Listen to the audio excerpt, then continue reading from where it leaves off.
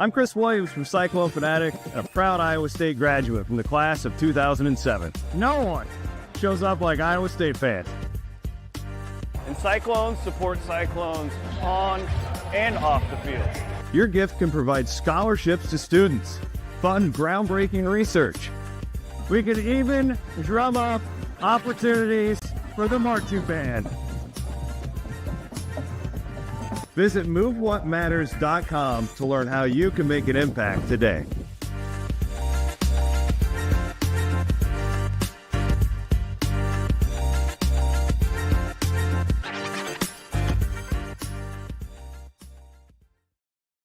Holy crap, what a ending there. And where was Iowa State at? Oh, that was Lubbock, Texas. My name is Chris Williams.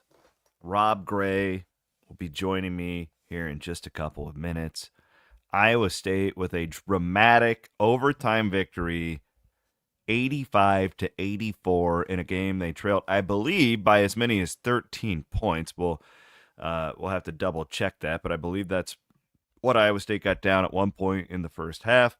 There's so much to break down from this one. We want to thank our title sponsor. That is my good buddies over at Channel Seed. Thank you so much for sponsoring our men's and women's coverage this year. The Iowa State women currently up by 16 at Arizona on ESPN+. That game going on right now. Leah Nelson and Chelsea Poppins will have your post-game coverage right here, wherever you're watching this. You'll be able to watch that afterwards, courtesy of our friends at Channel Seed. Also, Keen Project Solutions and the Natuzel boys, Chase and Clay. Saw Chase yesterday at Fairway in Bondurant. They are Raymond James Financial Advisors, who I know are super fired up after that win. Wow. So first of all, that was a Rob Gray. We're going to get his echo cancellation on there if you can, Aiden. That could be, at the end of the year, Iowa State's best win. We'll find out. You're going to have opportunities to go to Houston. You're going to go to Arizona. You're going to go to Kansas. A lot of opportunities out there. But, Rob, we like to talk about when you aren't necessarily at your best and you can still find ways to win. That happens a lot at home. In a game like that, I felt like Tech, for about the first 15 minutes, probably played the best basketball it can play. Iowa State, I thought, did a good job of getting Hawkins specifically into foul trouble. That was huge. You really neutralized Toppin as the game went on. But again, we'll just put it this way, Rob. Another game where Iowa State can just outlast an opponent just with sheer toughness and that mettle. Like, they don't get rattled. You never feel like they're really out of this thing. And just what a win. What are your initial thoughts on this thing? This was, easily to this point, the best win of the season because Texas Tech shot makers did all they could. Mm-hmm. First half, they were brilliant. And Anderson, the step back three he hits when they needed it, when the Cyclones had finally taken the 3-point lead. The play he makes, somehow getting it over Heisey's outstretched hand to give them the lead. I mean, they hit every big shot they needed to hit, except at the free throw line down the stretch and in overtime. That's what allowed really Iowa State to extend the game. That and some great plays on the offensive glass. But, Iowa State shot 58% in the second half. Texas Tech shot about 36. That, in a sense, is kind of your stat of the game as well, because a Tech team that shoots that well, Iowa State outshoots them from the field and eventually out-toughs them. I mean, that Tech team, you're on the broadcast ran for Sheila, and I'm sorry, I can't remember who he was working with today, but talked about them they're going to be a tournament team, but right now they're not. They don't have that signature win, and this would have been it. I agree. I think they're good on both ends. This is a mammoth win for Iowa State, and probably going to catapult them to number 2 in the rankings, I would think. Yeah, number 2, almost number 1. Auburn snuck past South Carolina there. Let's talk about this one here. Because you look at Iowa State's box score, 15 turnovers. Now, granted, that's with an overtime, but turnovers and rebounding really plagued you throughout this one. The ball was getting stuck a lot early. I thought it got better as the game went on. The assist to field goal ratio wasn't great for the Cyclones, but I'll put it this: Jefferson is going to get a lot of the headlines, and he should because of those free throws at the end. But he was. I'm going to just pull this up real quick. This is why I love instant reaction, because we're doing all this. Yeah, I guess it wasn't as dominant in the second half as I would have thought, but I look at neutralizing down low. We'll talk about the 3-point shot, but like Toppin was just dominant in that basketball game early. But how refreshing is it when you're calling up a half court play under the basket, down one, with 7 seconds to go, and you're drawing up a play for a big man? Like, Iowa State hasn't been able to do that in God knows how long. And then there were 2 points in that game. It was overtime, the pull-up 3 by Jones. He wasn't missing it. It was the end of the first half, give the ball to Taman, make the smart play. He does. And then Jefferson going to the free throw line at the end. I don't know about you. I didn't think he was going to miss. Like, this team just has moxie, and that's what I love so much about this team. Yeah, and I mean, that's Jefferson did a little bit of everything, right? I mean, he scored it. He shot 6 of 10. You mentioned his defense. Chatfield's defense was really good. Oh, Chatfield was incredible. Jackson, when he was out there, Heisey shoots it poorly, but ties Toppin for the game high in rebounds with 9. So he did a lot of stat. I would have never guessed that, Rob, until you just threw that out there. Yeah, and I didn't either. And another key stat, two key stats. You outscore a team like Tech 50-32 in the paint. That's not that surprising, but you outscore them in fast break points 22-5. So that ability to get downhill, be aggressive with the guards. I know Gilbert didn't shoot it all that great, especially at the free throw line. Taman and Jones shot it pretty well. But, I mean, that was the key. I mean, their guards made the plays they usually make, whether it be threes or mid-range, and Iowa State hit the paint hard, got fouls, and hit just enough threes, only 6 of 17 from three-point range. But, like you said, a moxie-based kind of win, and that's the third one on the road. I mean, this was easily the best team they played out of those 3 and the toughest environment. And I think that's what makes it so special to be on the rope so many times and find a way to pull it out. Iowa State caught a couple of breaks down the stretch where Texas Tech missed a few free throws that they would normally make, but Iowa State was overall not great until the end. At one point, they were like 11 of 18 from the free throw line, which is poor for this team. I had a lot of fans tweeting at me about how bad the team is at free throw shooting. I actually looked it up. They're ranked like 66 out of 310 teams, so they're really a pretty good free throw shooting team. Iowa State ends the day at 70% from the line after being clutched down the stretch. What did you think of this? Has always fascinated to me, and I've spoken with TJ about like coach's philosophy on it, and they all have something different. When Texas Tech calls the timeout at the end of regulation to give Iowa State a chance to get an offense set, I know what he's doing there. He's trying to coach his defense. He wants the defense to be into a good spot. And kind of usually what it is, it's like if you're a defensive team, you will call timeout there because you think your best defense is better than their best offense. I think that he deserves a little bit of critique for that, because when you look at Tech, not necessarily known as a defensive team, and Iowa State took advantage. I don't know if they win the game if he doesn't call that timeout. Yeah, I mean, that's a good kind of like, inside baseball kind of thought. I mean, I think that maybe they still find a way, but you're right. I mean, you give Iowa State I don't know, but you get Iowa State's out of timeouts.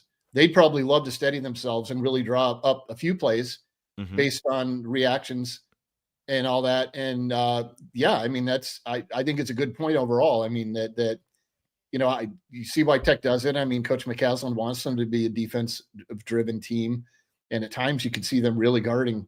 But a nice advantage for Iowa State there, no doubt. And again, in a game where you needed every advantage you could get. Haven't noted Curtis Jones, 26 points tonight, 3 of 7 from 3, but he goes 8 of 15 from the floor. And Frischilla brought up a really good point. It's like maybe he's even their best player. I don't know if I go that far. I don't. Settles talked about this at the Utah game.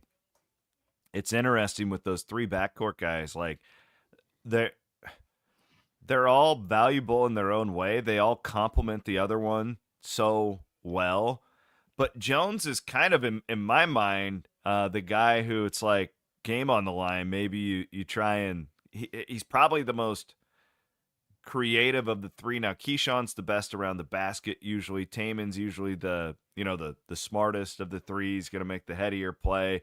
Keyshawn or Taman had one of those acrobatic, like throw it up type, the stuff we've seen from him. But I mean, the Jones thing, he's kind of always in a weird way, like he's the sixth man, but he's really working his way into an all Big 12 type of conversation with the other two, even being a sixth man. Yeah, no question. Interesting. Yeah, he is the guy you want shooting the shot, with the game on the line. But increasingly, you're seeing that Joshua Jefferson become that guy too. Great point. Whether it be going down the stretch in regulation, in part because not only does he finish so well, but he's such a good free throw shooter. I mean, he goes 5 for 6 today. None bigger, of course, than the 4 for 4 in overtime. Cyclones were, you mentioned the poor free throw shooting start. I think they were 13 of 15 in the second half, or they'd only missed 2. And it was, Keyshawn Gilbert, who's really been in a funk at the line lately, only 3 of 6 missed today. 2 front ends of 1-and-1s. Yeah, it's key times. But I mean, so good otherwise. Officials really allowed. I mean, Tech has a home field advantage for a reason. The crowd was great, but also they were allowed to be really physical on Keyshawn. Even that last out of bounds play where they reviewed and it was clearly off Texas Tech, Keyshawn got bodied up hard, no call, and that's life on the road, right? And then absolutely, opposing teams will say that about when they come to Hilton. No, Iowa State can really body us hard and force those turnovers. But again, a game turnovers are even. Iowa State still has a small edge in points off turnovers and 11-5 in steals. So a lot of Iowa State's turnovers were unforced, and a lot of Texas Tech's were definitely forced by the Cyclones. Yeah, and again, like when I look at the box score, I haven't studied it enough yet, but Iowa State wasn't great in a lot of the areas that they're normally great in, and that's just what makes me love the win so much. It's like I haven't looked at it yet. I'm going to check it. Points off turnovers. Okay, you had 19 to 15. Where were the turnover numbers at? I think they were even 15 all. So you only got 4. You're only plus 4 in that category on a night where Tech was just a lot better from 3-point range than you were. There are just a lot of things that Iowa State wasn't perfect at, but they find a way to do it, and it sets up a huge game on Wednesday night at Hilton Coliseum. Kansas just absolutely steamrolled Cincinnati in the second half today. I had that game on the second TV. But holy crap, that Kansas loses that first Big 12 game to West Virginia, and we're all kind of like, oh, what's going on there? And they're back. You knew that this would be the case with Bill Self. Iowa State's probably going to be the second-ranked team in the country. Kansas is going to be in the top 10. Let's freaking go, man. This is what we live for. I tweeted this. I love it when the holidays are over with. There's nothing I love more than the holiday because it's Big 12 basketball season. And it's camping season at Hilton Coliseum. Yes. When is that going to start happening? Just remember, no propane heaters in the tents. Is it more dangerous to have a propane heater in a tent or to be out camping in sub-zero temps? Definitely more dangerous to have a propane heater in the tent. Really? Well, if you're properly outfitted. I mean, there are 0-degree sleeping bags. If you're properly outfitted. These kids probably are, though, Rob. Yeah, they probably picked up the tent at Target or whatever, and they throw some air mattress in there. Just no propane, but nonetheless, it's going to be the scene that we're used to seeing for Kansas at Hilton Coliseum, right? I would have been that idiot. People camping out. Maybe somebody buys them pizzas.